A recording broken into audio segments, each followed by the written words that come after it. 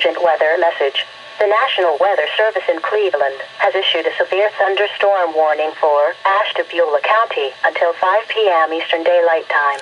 At 4 p.m. Eastern Daylight Time, National Weather Service Doppler radar indicated a severe thunderstorm capable of producing quarter-size hail and damaging winds in excess of 60 miles per hour. This storm was located near Orwell and moving northeast at 35 miles per hour. Locations impacted include Jefferson, Ashtabula, Geneva, North Kingsville, Conneaut. This is a dangerous storm. Seek shelter inside now and stay away from windows. A tornado watch remains in effect for the warned area.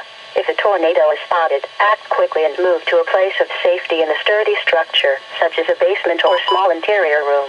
Repeating, a severe thunderstorm warning has been issued until 5 p.m. Eastern Daylight Time for the following county: Ashtabula, Ohio,